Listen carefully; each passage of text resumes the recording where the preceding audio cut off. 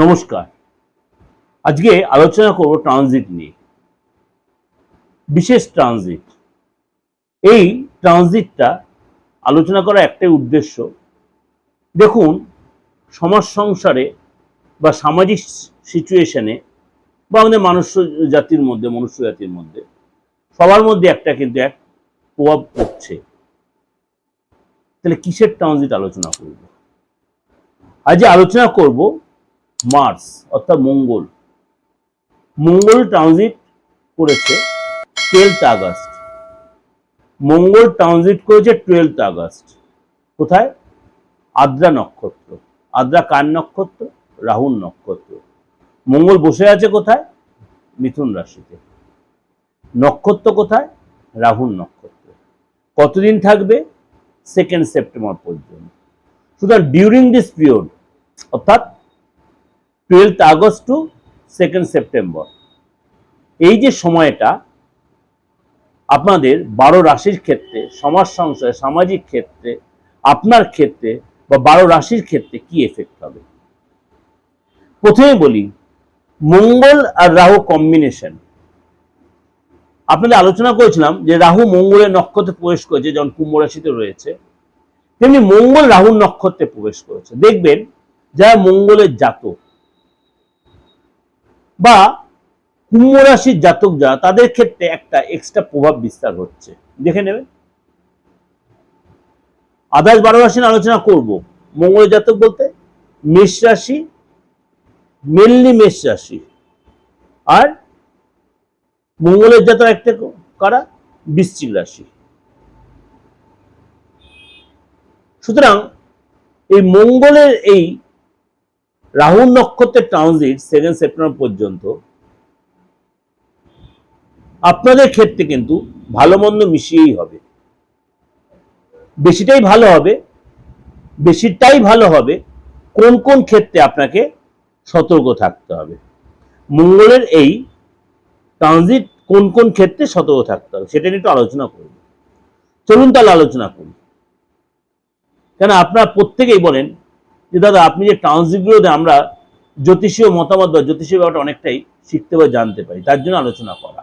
এই যে মঙ্গল রাহু নক্ষত্রে, আদ্রা নক্ষত্রে প্রবেশ করেছে 12th আগস্ট, সুতরাং আপনার ঊর্জা বলুন, ভূমি বলুন, সম্পত্তি বলুন, ব্লাড বলুন, রক্ত বলুন, সবার কারক গ্রহ কিন্তু মঙ্গল।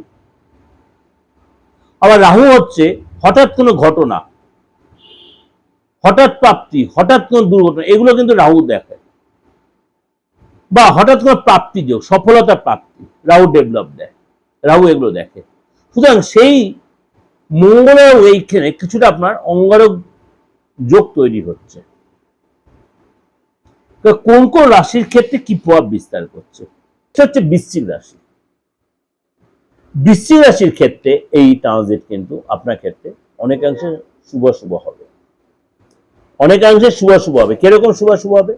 এই সময় কোনো ইলেকট্রনিক্স গুডস আপনি কিনতে পারেন। ইলেকট্রনিক্স গুড মনে করুন মোবাইল বলুন, ল্যাপটপ বলুন, বা ঘরে কোনো নিত্য প্রয়োজনীয় জিনিস বলুন, এসেন্সিয়াল জিনিস, মনে করেন টিভি বা ফ্রিজ, আপনার সাধ্যের মধ্যে সুযোগ আসবে, অর্থ আসবে আপনার। অল্প অল্প করে হলে অর্থ আসবে আপনার, কিন্তু খরচও হবে। মনটা মাঝে মাঝে খুব ভালো থাকে, খুব ফ্রেশ থাকে, মাঝে মাঝে খুব অস্থির হয়ে উঠবে। মনটা ভালো বেশ ভালো থাকবে, আর মাঝে খুব অস্থির হয়ে উঠবে, টেনশন আসবে।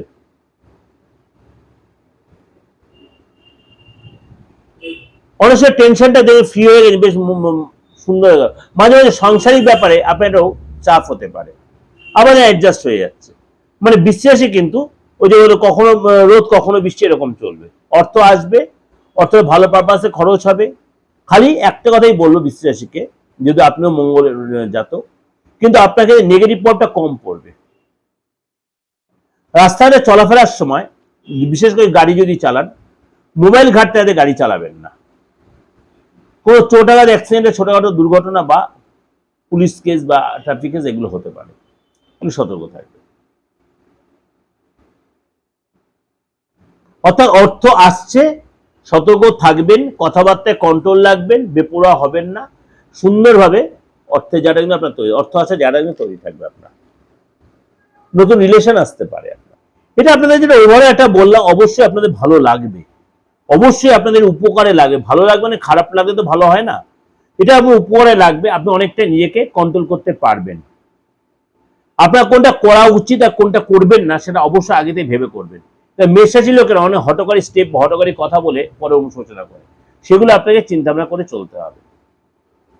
যদি আমার এই প্রোগ্রাম বিন্দুমাত্র আপনার উপকারে লাগে, অবশ্যই লাইক করবেন, শেয়ার করবেন, লাইক করবেন, শেয়ার করবেন। আর যদি মনে করেন যে খুব প্রচন্ড সাফার করছেন,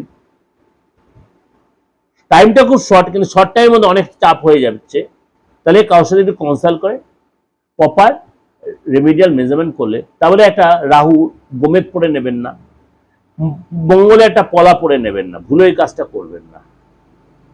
আপনি খুব বেশি হলে এই কাজটা করতে পারেন, নম হুংসি মঙ্গলায় নম, নম হুংসি মঙ্গলায় নয় মন্ত্রটা করতে হবে। নম ধরণী গর্ভ সম্ভূতাং, নম ধরণী গর্ভ সম্ভূতাং বিদ্যুৎ পুঞ্জ সমপ্রভম কুমারং শক্তি হস্তঞ্চ লোহিতাঙ্গং নমাম্যহম। এই মন্ত্রটা খুব ভালো করে করতে পারেন, কিছু না হলে অন্তত 17 বার করুন, দেখবেন আপনি অনেকটাই ঠান্ডা হয়ে গেছে। এগুলো ছোটখাটো করতে পারেন।